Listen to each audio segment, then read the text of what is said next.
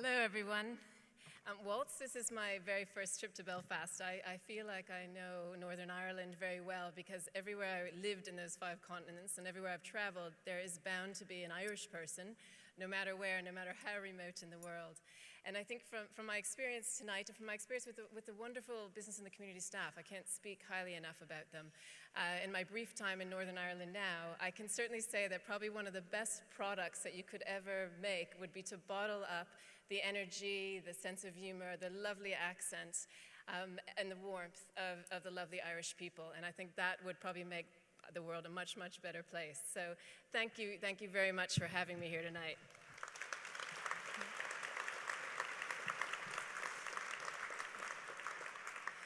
And I just wanted to say a big congratulations really to business in the community because they had the vision and the leadership of doing business in a different way for decades now. And also a big congratulations to the business leaders in the room tonight. I feel very honored to be with a group of people who really passionately believe that business can and must be a force for good in the world. And there's been a number of epiphany moments in my life, but probably the one that changed me the most and took me on this journey was I had the wonderful privilege to work in South Africa in the mid-90s, and we were starting up a mobile phone company called MTN. And I'll never forget that we were one of the first companies that was just about to launch prepaid services. And so we went to tons of market research companies, and they all said, don't launch it, you're not going to make any money, there's no demand for the services, and which made us even want to launch it even more.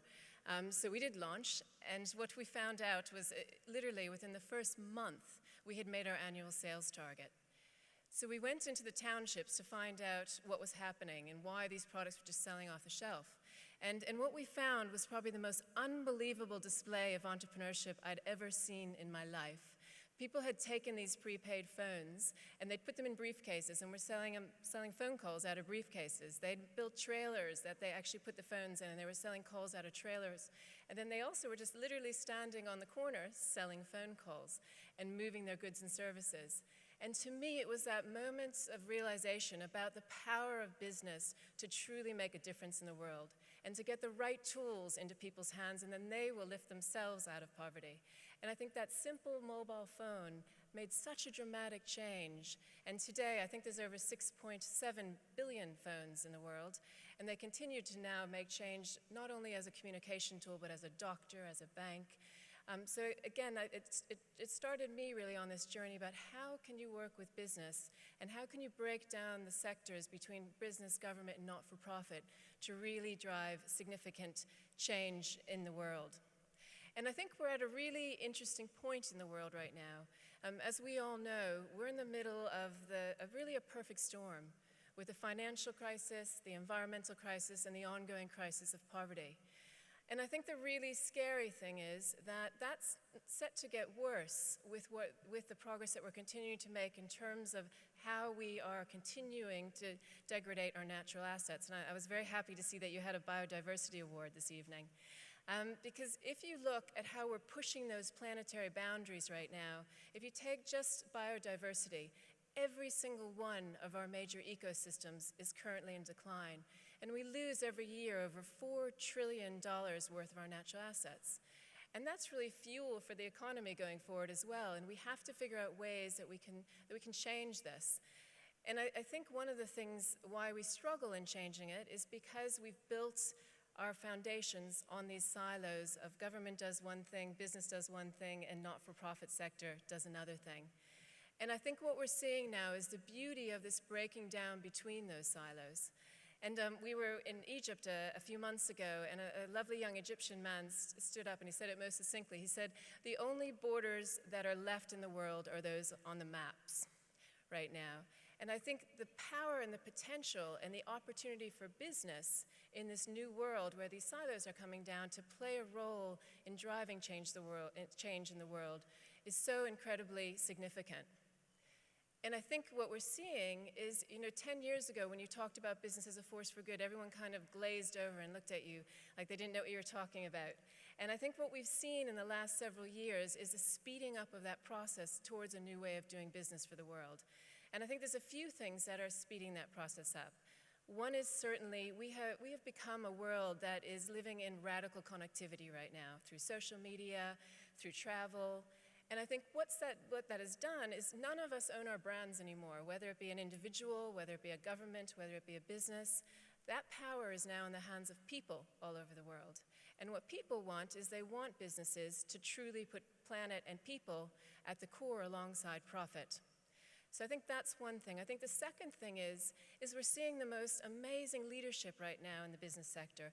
We're seeing people like Paul Pullman from Unilever stand up and talk about it's not right that we only have short-term reporting. We need to go to long-term reporting.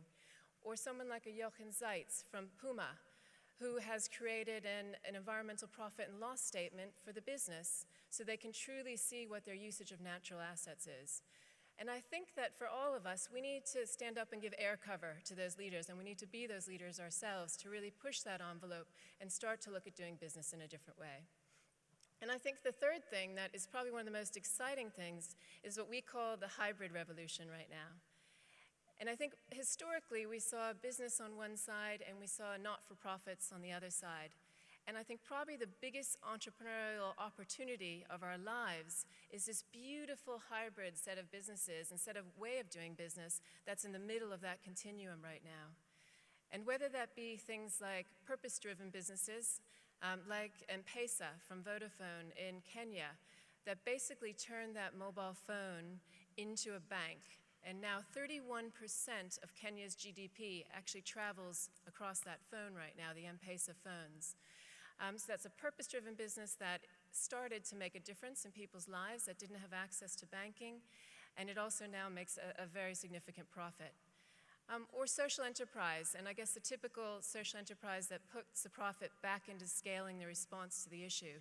And a great example, one of the best examples in the world, is Mohammed Yunus's Grameen Bank, that has actually now contributed over $13.6 billion in loans to poor people all over the world. But I think one of the ones that's neglected and not looked at as significant as an opportunity as it is that one on the far right, which is how do we take the existing businesses that we all work in or lead and really transform them to put people and planet at their core. And what we're seeing is that the businesses that are brave enough to do that, it's been really beneficial to their bottom line.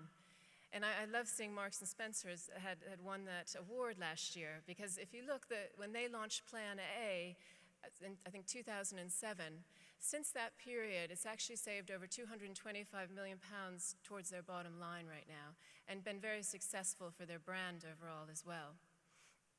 So from a Virgin Group perspective, we're on that journey. We have some 200 plus businesses across 15 industries, and we're doing really well in some areas, and we're not doing so well in others. And what we're trying to do is really learn and listen to others and be on that journey to really transform our businesses.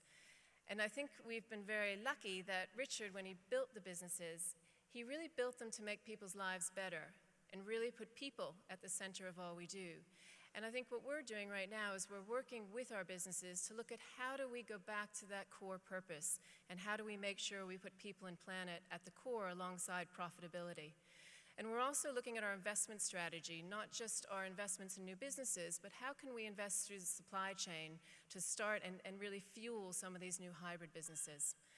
And we're also looking at how can we get every single person across every one of our businesses to be a change maker and be empowered to do that. So we're launching a big program called Change the Game for Good this year. And then lastly, as you saw some of the photos with the elders that were up there, one of the things that we feel passionately about is, as business leaders, we all need to look at how we can also start to change the systems that are currently broken. So how can we come together, whether that be across industry, whether that be across from a global perspective, to create new models of leadership. So one of the things that we do is we've incubated something called the Elders, which we are very, very proud to have Mary Robinson as part of that group. And we also incubated something called the Carbon War Room. And watch this next week, we're about to launch the B Team, which is a group of business leaders that are coming together as a collective to use their collective voice to move towards a new way of doing business. So all of that's great, but it means nothing, once again, without going back to the core essence of what makes up every single one of our businesses and makes the businesses who they are, which is the people in the business. And so one of the things we've been really trying to focus on is, what does this new leader look like? What does this new leader who's going to be heading up these hybrid businesses, helping to transform the businesses, what does this new leader look like? And so we've been asking that question for the last 3 years. And when we asked it first to the elders themselves, they came back with 3 things very quickly. They said that new leader must be compassionate, that new leader must be inclusive, and that new leader must have long-term thinking as part of their core. And some of the other things, again, we've asked hundreds of people this question over the last few years, and some of the other things that come up consistently are they must be good listeners, they must be brave, and they must have in their gut that they will never accept the unacceptable and want to turn things upside down when they see something that shouldn't be happening, or a better way to do something. And they must also be able to embrace unlikely marriages, which I know is a very hard thing sometimes. When you bring together the government, the not-for-profit, and the social sector, we all work differently. So it's that patience in coming together and making sure that we can form these alliances that are really going to transform the world. And it's also about disruptive innovation. And I think sometimes we limit disruptive innovation to thinking it has to be some new thing based on some new technology. But it really, again, if we can foster that in our businesses, I think one of the things that I love about the M-Pesa example is that that didn't come from an external entrepreneur, it didn't come from the CEO of Vodafone, it came from the head of payments in Vodafone that saw an opportunity, and he created this radical new revenue model for Vodafone. And I think the other thing is really a sense of humor and not taking ourselves too seriously. I think we tend to, because these issues are so heavy, we tend to not laugh enough and work together and realize that this stuff also can be fun and getting your people enthusiastic and excited about it. So those were some of the characteristics that came out of some of the leadership work that we've been doing. And I frequently get asked the question about what did you learn the most from the elders over the last 8 or 9 years you've been working with them? And it comes back to that leadership is not just about individuals, but it's actually about the partnerships and the relationships that we build around ourselves. And I think one of the beautiful things I learned from the elders is that they're the people they are, and they're able to make the difference they are in the world, a much greater, bigger difference because of their partnership. Whether that be Mary Robinson and her husband Nicholas, whether that be Archbishop Tutu and his wife Leah, or whether that be President Carter and his wife Rosalind. That deep respect and that deep coming together of wanting to make the world a better place is what's allowed them to be bigger and better people. And Archbishop Tutu has a lovely saying where he says, the reason the world is in such a mess right now is because we forgot the fundamental principle of humanity, that we're all really one common family. And how do we get that back?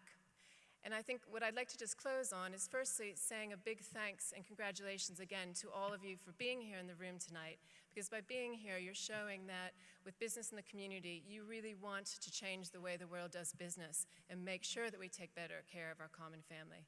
And I'd like to reach out to make sure that all of us leave here tonight to look at how do we go out and truly nurture and celebrate a brand new way of leading in business. One that truly starts breaking down the silos between the different sectors, really embraces disruptive innovation, and more importantly, has that moral courage at its very core and leads through wisdom. So thank you very much again for having me tonight.